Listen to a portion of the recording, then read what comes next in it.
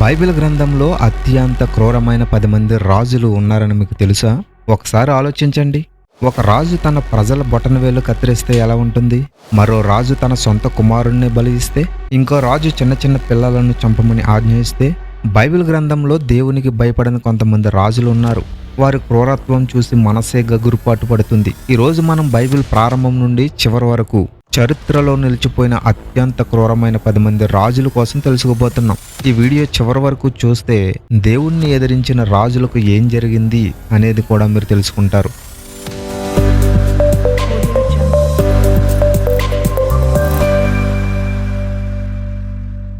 Number 1, నిమ్రోదు. ఆదికాండం 10వ అధ్యాయము 8వ వచనంలో మనకు కనిపిస్తాడు. బైబిల్ చరిత్రలో మొదటి నియంత అని పిలువబడే వ్యక్తి. అతను కేవలం వేటగాడు మాత్రమే కాదు, ప్రజలను తన శక్తితో నియంత్రించిన నాయకుడు. అతని గర్వం అంత ఎక్కువైంది. దేవుని వరకు చేరే గోపురం కట్టాలని నిర్ణయించాడు. అదే బాబేలు గోపురం. ప్రజలందరినీ ఒకే చోట చేర్చి దేవుణ్ణి ఎదిరించేలా చేశాడు. కానీ దేవుడు వారి భాషలను గందరగోళం చేసి వారి అహంకారాన్ని ఒక్క క్షణంలో కూల్చేశాడు. నెంబర్ 2, ఫరో. నిర్గమకాండం 1:8లో కనిపిస్తాడు. ఈజిప్ట్ ఫరో హృదయం రాయి లాంటి రాజు. ఇశ్రాయేలీయులను బానిసలుగా మార్చి వారి జీవితాలను నరకంగా చేశాడు. అంతేకాదు, హెబ్రీ బాలురను పుట్టగానే చంపమని ఆజ్ఞ ఇచ్చాడు. ఒక రాజు అమాయక శిశువులను ప్రాణాలను తీస్తే అది ఎంత భయంకరమైన క్రూరత్వం ఒకసారి ఆలోచించండి. కానీ దేవుడు అతని గర్వాన్ని 10 కష్టాల ద్వారా విరగొట్టాడు. నెంబర్ 3, అదోనీ బెజెక్.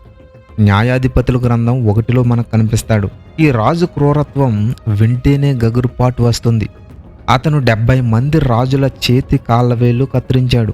వాళ్ళు తన టేబుల్ కింద మిగిలిన ఆహారం తినేలా చేశాడు. ఇది ఎంత అవమానం, ఎంత క్రూరత్వం.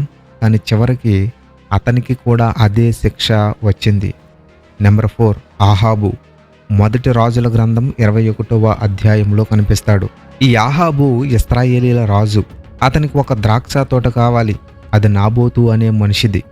నాబోతు ఇవ్వలేదు కాబట్టి ఆహాబు తన భార్య సహాయంతో నాబోతుని చంపించి ఆ ద్రాక్ష తోటను దోచుకున్నాడు. ఒక రాజు తన కోరిక కోసం ఒక నిరపరాధిని చంపితే అది ఎంత దుష్టత్వం. నెంబర్ 5, మనస్సే. 2వ రాజుల గ్రంథము 21లో కనిపిస్తాడు. ఈ మనస్సే బైబిల్లో అత్యంత దుష్టమైన రాజుల్లో ఒకడు. అతను చేసిన పాపాల్లో అత్యంత భయంకరమైనది తన సొంత కుమారుణ్ణి బలి ఇవ్వడం. అతని పాలనలో యెరూషలేము నగరం నిరపరాధుల రక్తంతో నిండిపోయింది. Number 6, Nebuchadnezzar. దానియేలు గ్రంథము 3వ అధ్యాయంలో కనిపిస్తాడు. ఈ రాజు తన కోసం ఒక బంగారు విగ్రహం కట్టించాడు. ఆ విగ్రహానికి నమస్కరించిన వారిని జీవంతోనే అగ్నిగుండంలో వేయించాడు. శద్రక్, మేషక్, అబేద్నెగో అనేటువంటి వారు దేవునికి మాత్రమే నమస్కరించారు. అప్పుడు రాజు వారిని మండుతున్న అగ్నిలో పడవేశాడు. ఆ క్షణం మరణమే ఎదురుగా కనిపించింది నెబుకద్నెజర్కి. నెంబర్ 7, సెన్హెరీబ్. 2వ రాజుల గ్రంథము 18లో కనిపిస్తాడు. అస్సూరు రాజు సెన్హెరీబు యెరూషలేమును పూర్తిగా నాశనం చేయాలని నిర్ణయించాడు. అతను దేవుని ప్రజలను బెదిరించి అవమానించాడు.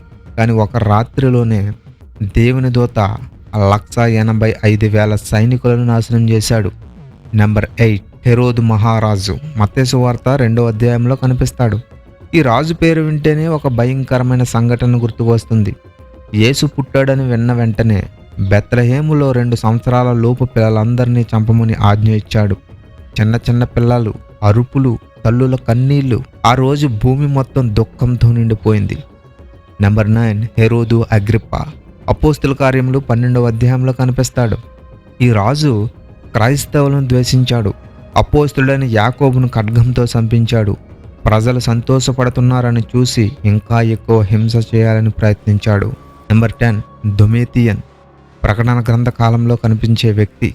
ఆ రోమా చక్రవర్తి దొమేతియన్ తనను దేవుడిగా పూజించమని బలవంతం చేశాడు.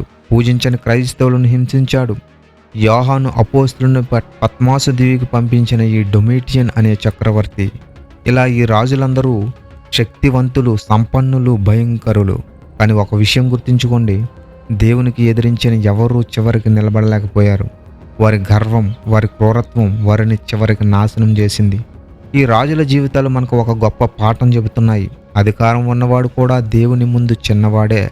మీరు ఈ వీడియోని చివరి వరకు చూసుంటే ఈ క్రూరమైన రాజుల్లో ఎవరి కథ మీకు అత్యంత గగురుపాటు కలిగించింది? కామెంట్స్లో తప్పకుండా రాయండి. మరిన్ని ఇలాంటి బైబిల్లో దాగిన భయంకరమైన నిజాలు తెలుసుకోవాలంటే ఈ ఛానల్ను సబ్స్క్రైబ్ చేయండి, ఫాలో చేయండి. May God bless you all.